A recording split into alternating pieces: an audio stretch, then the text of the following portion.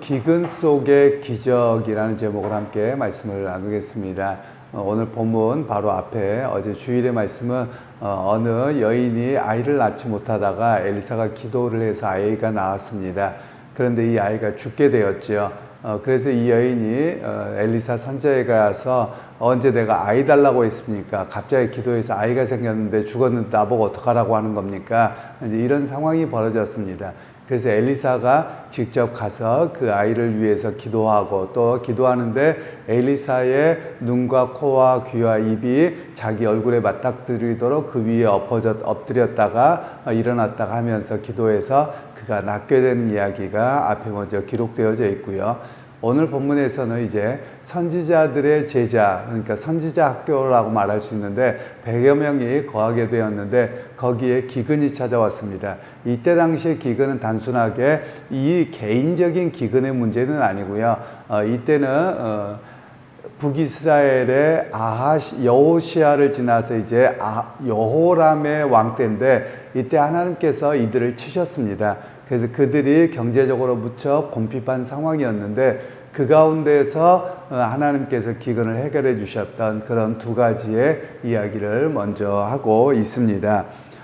먼저 이들 가운데 보면 당시에 이스라엘에서는 어떤 신앙이 유행하고 있었냐면 바알 신앙을 가지고 있었습니다. 특별히 엘리사의 앞선 선지자가 엘리야인데 이 엘리야가 갈멜산에서 바알 선지자 450명과 대결했던 이야기도 있는 것처럼 북이스라엘이 겉으로는 여호와 하나님을 믿는다고 하면서 실제로는 그들에게 바알신을 섬깁니다. 이 바알신은 가나안의 주신인데요. 그들의 먹고 사는 문제, 농경의 신하고 관련되어집니다. 예를 들면 우리나라의 세시풍속도 전부 다 농경과 관련되어지는 것처럼 먹고 사는 일과 관련되어져 있는 모든 종교의 신이 그들 가운데는 최고 신이 바알신이었습니다. 그래서 바알신의 우상을 섬기는 그들 가운데 결국 풍요와 번영이 왔느냐? 오히려 그렇지 않았다는 것이죠. 오히려 기근이 왔고 사람이 죽게 되고 어려움이 있어서 오히려 하나님께서는 진정한 왕이 누구냐? 진정 너에게 풍요를 주고 너에게 생명을 약속하는 신이 누구인가? 오히려 이런 이야기를 오늘 본문에서는 말씀하고 있는 내용들입니다.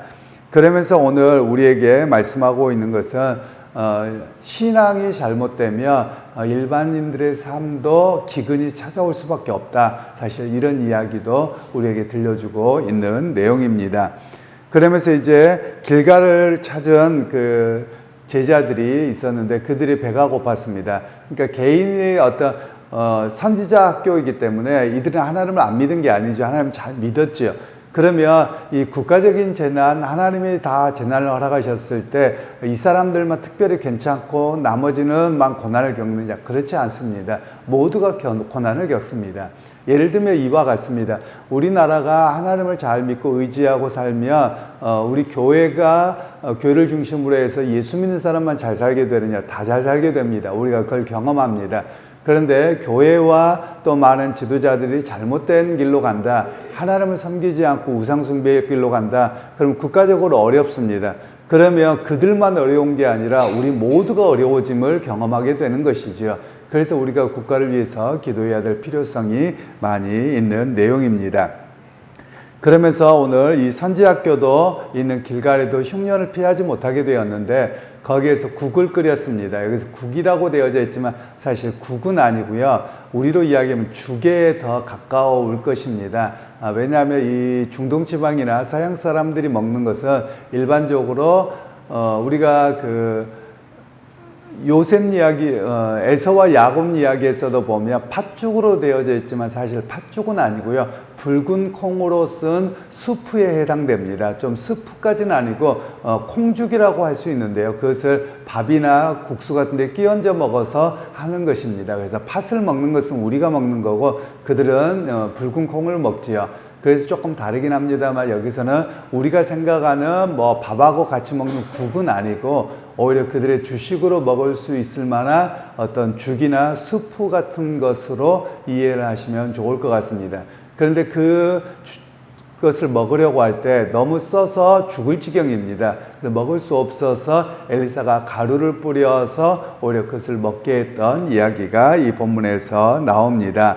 그래서 오늘 이들의 모습을 보면 마치 뭐하고 똑같냐면요. 우리나라가 일제강점기가 끝나갈 무렵 또는 6.25가 왔을 때 초군 목피 시대와 같은 겁니다. 제가 부모님에게 들으니까 그런 이야기를 하시더군요. 나무 껍질을 벗겨서 보리쌀 조금 하고 해서 죽서 먹었다. 뭐 이런 이야기도 하시던데요. 그때 보면 이렇게 소나무 껍질이 아니라 껍질을 벗겨내고 그 안쪽에 하얀 속살 그것을 가져다가 이렇게 먹었다고 하는 이야기를 들었습니다. 바로 그런 정도의 고난이 찾아온 겁니다. 그래서 이들에게 먹을 것이 없어서 그냥 들에 나가서 아무 풀이나 가져다가 끓였는데 이것을 써서 먹을 수 없을 정도로 힘들었고 거기에 독성이 있어서 무척 어려웠던 그런 상황까지 갔음을 우리에게 보여주고 있습니다. 그래서 오히려 이때 엘리사에게 이야기를 했더니 엘리사가 가루를 가져다 뿌리라고 해서 그 독성이 제거되고 그 선지학교에 있는 100여 명의 사람들이 그 기근을 면할 수 있었다. 배고픔을 면할 수 있었다. 이런 이야기를 들려주고 있습니다. 그래서 오늘 이 본문에서 말씀하고 있는 것은 하나님의 사람이라고 해서 순탄한 것도 아닙니다. 그런데 우리에게 필요한 것은 하나님의 사람이어도 선지자 학교에 있는 사람들조차도 기근이 있지만 하나님의 공급하심을 바라보고 하나님의 회복해 하심을 바라보아야 된다라는 겁니다. 또 다른 측면에서 이야기하자면 이런 것도 됩니다. 우상 숭배로 가게 되면 그냥 경제적으로는 아무 문제가 없는 것이 아니라 심지어 풀과 나무들과 이런 것조차도 독성으로 변하는 그런 모습이 됩니다. 이런 모습은 창세기에도 그대로 등장하는데요. 창세기에 아담과 하와가 선악을 알게 하는 나무 열매를 따먹은 이후에 하나님께서 에덴 동산에서 쫓아내십니다. 그러면서 하나님께서 말씀하시기를 너가 수고하고 애써도 땅이 엉겅퀴를 낼 것이요 이렇게 되어져 있습니다. 그러니까 인간의 타락이 심하면 땅이 자연스럽게 좋은 식물을 무조건 내느냐? 그렇지 않다라는 겁니다. 땅조차도 그 타락의 영향을 받아서 좋지 않는 것을 내게 되는 것이 일반적인 현상이라고 오늘 성경에서는 말씀하고 계시는 것입니다. 그러고 나서 이제 42절에서 44절 말씀은 한 사람이 어느 지역으로부터 옵니다. 성경에서는 바알 살리사에서부터 와서 보리떡 20개를 가지고 와서 엘리사에게 드립니다. 그랬더니 엘리사가 이 100여 명을 나눠줘 버린 겁니다. 우리말로는 보리떡인데 보리빵입니다. 그러니까 밀로 일반적으로 만드는 것인데 그 빵이라고 해도 우리가 먹는 빵하고는 좀 다릅니다. 우리가 중동 지방에 보면 그냥 많이 부풀지도 않는 그런 빵들입니다. 그래서 그런 빵들을 먹게끔 했는데 오히려 이걸 선지자들에게 다 나눠주도록 합니다. 선지학교에 있는 학생들에게. 그런데 이걸로 부족합니다 라고 이야기를 할 때 선지자가 기도를 하고 나눠주라고 이야기를 합니다. 그런데 이 100명이 다 먹을 수 있는 그런 풍족함이 있었다라는 것을 이야기합니다. 마치 이 이야기를 듣다 보면 한 가지 우리가 생각이 됩니다. 훨씬 더 후대에 일어날 일이긴 합니다만 예수님께서 오병이어의 기적 그리고 또 4,000명을 먹이셨던 기적 이런 기적들을 생각나게 하시는 거죠. 그래서 오늘 우리에게 이 본문의 이야기는 무엇이냐면 하나님 앞에서 결핍은 결국 흉년에서 오는데 그 결핍의 문제는 어디에서 오느냐? 하나님에 대한 신앙이 떠나갔을 때 결핍의 문제, 기근의 문제가 찾아오더라라는 것을 이야기를 합니다. 그러면서 오늘 우리에게 말씀하고 있는 것은 하나님의 그 손길이 있을 때만 문제가 해결되더라라는 겁니다. 왜냐하면 앞에 이야기는 그 죽을 끓였을 때 독이 있었을 때 해독제를 넣어야지만 가루만 뿌려야지만 먹었던 것처럼 진정한 해독제가 무엇이냐? 하나님의 역사라는 것이죠. 하나님의 말씀께로 돌아가고 하나님의 손길이 닿고 은혜가 있을 때 해독제가 된다라는 겁니다. 그러면 어떤 해독제냐? 인생의 해독제입니다. 그리고 우리 문제가 세상의 악의 영향 죄악의 영향으로부터 해결되어지는 것은 진정한 해독제인 하나님의 말씀으로 돌아가고 말씀으로 우리를 고칠 때 문제가 해결되어지는 그런 이야기를 오늘 성경에서는 우리에게 말씀을 하고 있습니다. 그러면서 오늘 44절에는 그가 그들 앞에 주었더니 여호와께서 말씀하신 대로 먹고 남았더라. 그러니까 하나님의 말씀을 따랐더니 눈앞에 보이는 것은 부족한 겁니다. 결코 다 먹을 수 없습니다. 근데 하나님 말씀대로 믿고 나누어 줬더니 먹고 남음이 있었더라라는 것입니다. 어느 우리도 마찬가지입니다. 눈앞에 보이는 현실을 계산하면 불가능합니다. 우리가 받는 월급 또는 우리가 어떤 것으로 살아가야 되겠다 그러면 불가능해 보이지만 하나님께서 주신 것이기에 내가 믿고 나가다 보면 쓰고 남음이 있는 역사가 있음을 우리에게 말씀하고 계시는 것이죠.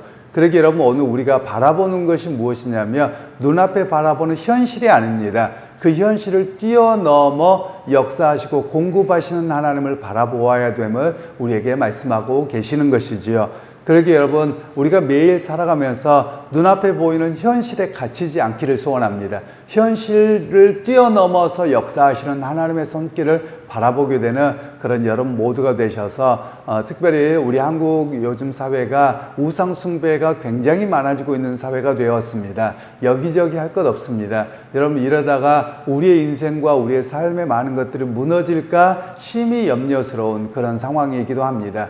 그래서 우리가 나라를 위해서 간절히 기도하실 필요가 있겠고요. 또 내 개인의 삶을 위해서 기도하실 때도 우리가 인생의 기근을 겪더라도 그것 위에서 역사하시는 하나님을 바라보고 우리에게 은혜를 베풀어 주시기를 간절히 소원하고 오늘 하루도 승리하는 말씀으로 돌아가서 그 현장에서 뛰어넘어 역사하시는 하나님을 바라보는 그런 우리 모두가 되실 수 있기를 주님의 이름으로 축원합니다.